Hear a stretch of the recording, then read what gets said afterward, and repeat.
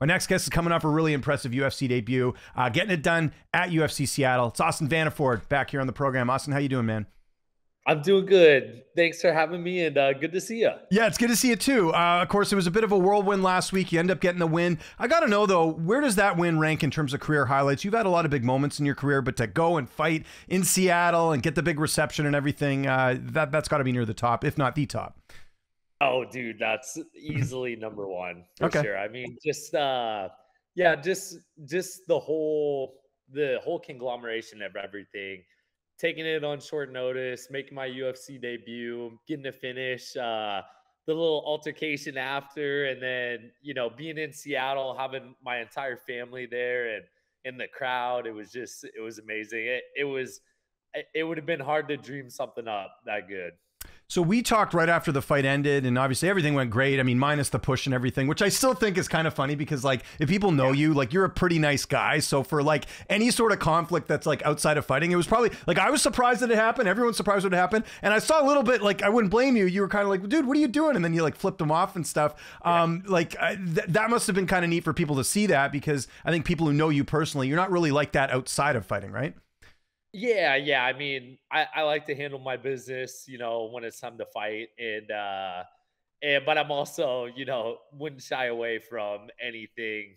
Yeah, you stand your ground, right? So Exactly, yeah. anything that came my way. So, but I am a true professional, a competitor, and I like to see myself as a pure mixed martial artist, and respect all my opponents and everyone, so it was a little bit outside of what I'm used to, but at the end of the day, it made it a little more fun for sure. So how did you celebrate? Because we saw you after the fight, and obviously you did the media and all that. Did you and Paige get to do anything fun? What did you guys get up to after the fight? Yeah, so like I said, we had our whole family out there, or well, my side, and then some of Paige's as well. And man, we went back and just enjoyed each other, and all fight. They got there a couple days before the fight, but I was locked in and didn't really want to see anyone until after the fight. So just got to enjoy some time with family and reflect and celebrate on of everything. And we had to keep pretty strict because Paige is going to compete next week. That's right. So, Yeah. yeah, so we just had a good time with family. And your family came up from Alaska, right? Because you're not, in case people don't know, you're not originally from Washington State. So I imagine they flew out for the event. Correct. Yeah. Okay. Yeah. I had man, 20 some people On short flying. notice too. That's impressive that people must have booked flights right away and everything, right? Yeah, and that just added into the stress of everything. But of course, my family they've been in the sport long enough that they know these things happen, and they were ready to get refunds or book a ticket on a different date for the next fight. So everything ended up really cool. What's been the feedback like since the win? Because that was one of the big highlights of the card, not even from just the altercation, but your finish as well. You look great in that fight. Yeah, great feedback, and man, basically just stay ready and Yeah. should have some opportunities coming my way. And so, in fact, even about right when we're done with this, I'm gonna head to the gym, and I've got a boxing session lined up, and yeah, man, Back to the grind. everyone was pumped up about it, and I don't want to be just a lay and pray wrestler. I want to inflict damage on top, and it's no secret that my background's grappling, but I'm also gonna try to finish every moment of the fight. So whether submission, strikes, whatever. So if I remember last time, I could be wrong about the timeline here, but obviously when you won on Contender Series, people thought you'd get in the UFC, you didn't, and I remember that was the whole time too. When you're like, I'm Mr. Vanzant, and you were leaning into it, right? That's what they say in the pro wrestling business is like, go with it. But I feel like people saw Austin Vanderford on Saturday night. Like people, it wasn't like a thing. Like I know that's sort of been throughout your whole career. That obviously you're married to Paige Vanzant, but did that feel good too, where people are finally kind of giving you the respect of you as a fighter and not just that you're married to someone pretty famous? Yeah, definitely. I mean, it feels good to go out there and do that and stuff. But at the same time, I embrace. I'm married to Paige and I knew going into our relationship and the eventual marriage that this is what's gonna stick with me. And but it's fun to go out, and show people that I am more than just Paige Vanzant's husband. Exactly. There we go. Did you see the main event with the eye poke? If so, what were your thoughts on that whole thing? I did, Yeah. yeah. And I've had some conversations about it. Man, tough. You always hate to see a fight finish because of a foul or or a penalty, something like that. So, um, it's also really hard for us to judge from the outside. How bad was the eye injury, this and that, and I feel for both competitors. Even as much as I feel for Henry, I feel more so for Yadong too. Hmm. To win like that, and then the narrative, well, should there be a rematch and all that, versus he just beat a two-time UFC champ or two division champ, Olympic gold medalist, and a very accomplished mixed martial artist, and so a little bit of you feel bad for both. Yeah, for sure. I would like to see the rematch. Dana's doesn't seem interested. It kind of seems like they're past it. So we'll see what happens. But yeah, an unfortunate way to end the card, because the card was great and you're part of it. Obviously, it was all finishes, right? I mean, that was really awesome to see that everyone kind of showed up for UFC Seattle, including your buddy there, Ricky Simone. What a finish that was, knocking out Javid Bashrat, right? Yeah. I mean, just from top to bottom, first fight finish, second fight finish, and I come out finish, and then the next one finish, and it was like, man, so crazy, especially going into the card with including myself getting on late notice, and so many changes to the card, and Dominic Cruz falling off, and losing some really cool fights. It was fun to be able to go out and be a part of that, and what was it, James? I think it was the record in North America for highest gate Yeah. for a fight night. Oh And yeah. so the crowd showed up, man, and that's at the end of the day, this is an entertainment business, and we want to put out a product for people to enjoy and get rowdy and have fun. And I thought that definitely was that. One other thing I wanted to ask too, because obviously you're at once. I mean, the fight was a catchweight, but I know the plan is to fight at welterweight. And you used to fight at welterweight. I used to make fun of you on Instagram because you had the Austin 170 name and you hadn't fought at 170 in a while, right? So that's a little bit interesting. But take me through that process of going back down. I know you talked about at the presser that you felt like you were a bit too small, but is it a diet thing? Is it more conditioning? Like, how did you get your body back down to 170 at a healthy level that you can compete in that? Yeah, so early on in my career, I didn't have the resources that I have now, and being able to hire a dietitian and a performance coach and stuff like that has propelled me and got my body to a position where, like, even on 4 days' notice for this, according to our nutrition plan and our cut plan, I was easily on track to make 170, and I could feel it too. I felt great.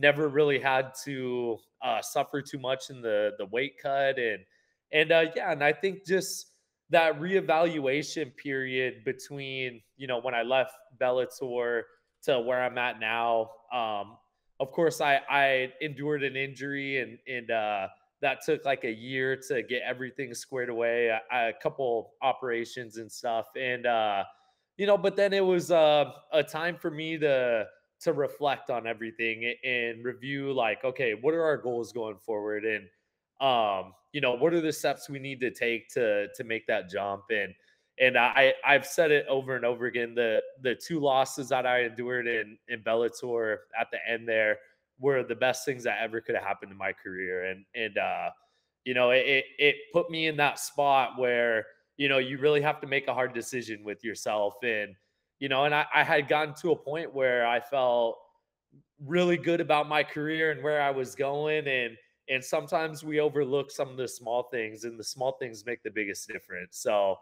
yeah, I mean, getting my body down in shape at 170 was a big thing for me. And yeah, we're on the right path with that. Now, correct me if I'm wrong. Were you ever part of PFL when they bought them, or were you had you left Bellator at that point? Because I don't know. Because obviously we didn't see you fight. Was there ever talks about you fighting for PFL? Because I know you fought for LFA last, so I'm assuming you were a free agent.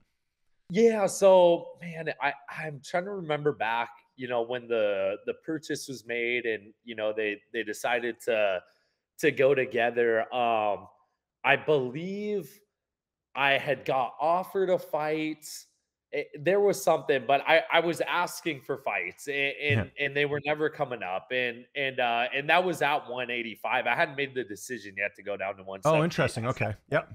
So it wasn't until once I got clear all of Bellator and PFL when I decided, okay, now my goal is I want to get to the UFC. So let's go down to 170, and that's where I'm going to be most successful at in the UFC. So um, yeah, I never really was a part of Bellator PFL. Yeah, that's good. And considering some of the other fighters, the stuff they've had to deal with like trying to get fights and all that, looks like you kind of dodged a bullet there, which is great. I know Miami looks like that card's kind of full. Any idea when you want to get back in there? Any cards you're looking at as far as that next fight? No specific date, but I would love to get back in May, June, Okay. right around there. Like I said, going right back to the gym. Thank God no injuries or anything like that. So getting right back to work, keep my body, in shape and kind of coast until we hear something or something short notice comes up. I'll be the first one to jump on it. Well, you remember the opponent I said to you off camera after the presser, and I think it kind of makes sense. I mean, I don't know if they do that, but Mike Malott's fighting at the UFC card in Montreal on the 15th. That's in May. Because there's some history there, obviously, because Mike's teammate is Aaron Jeffrey, who you fought, and Aaron defeated you. Yeah. I mean, something like that comes up for sure, man. Yeah. I mean, You ever been to Montreal, by the way? I have not. I've been to Moncton. I went to Moncton, Moncton. yeah, that's the Maritimes, but Montreal is like the closest thing to a European city you'll ever see in North America. It's pretty crazy, and it's yeah. So that I'm just saying, like that.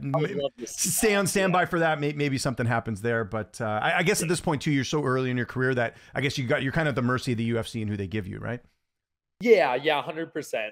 But we've had some good conversations and feedback from them after Saturday and stuff. And so you guys talked like this morning, right? You were telling me because we had to actually move this interview, so that I assume that went well. You talking to the UFC? Yeah. I had to talk, and then I also had to do my onboarding with I guess it's not USADA now, but the anti-doping and all that stuff. So getting everything squared away. But yeah, man, like I said, just being ready and really just enjoying all this and enjoying the process and again excited to get back out and make the walk again.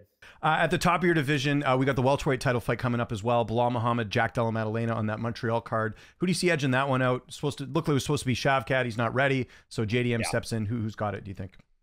I think Belal gets it done. JDM, great boxing, good overall fighter. But I think Belal goes out. He gets a lot of hate by his fight style and stuff, but you can't deny how relentless he is and goes and works hard and puts you in tough positions. So I see that happening in this fight too. I think he, might get stuffed on the first takedown, maybe the second, but he's just going to keep coming. I think he ends up kind of drowning him. Last question. What do you got planned the rest of the week? I know you're going to doing some boxing tonight or whatever. What else is on the agenda post UFC Seattle? Man, boxing tonight. Got a couple other training sessions, and then we're back to we're off to Vegas on Monday morning for Paige to compete. So just enough time to unpack, get some laundry done, repack, and then hit the road again. And making time for interviews, Austin. Always appreciate it, man. Congrats again on the victory. If there's anyone you want to thank before we get out of here, any sponsors, any social media you want to mention, I'll give you the last word.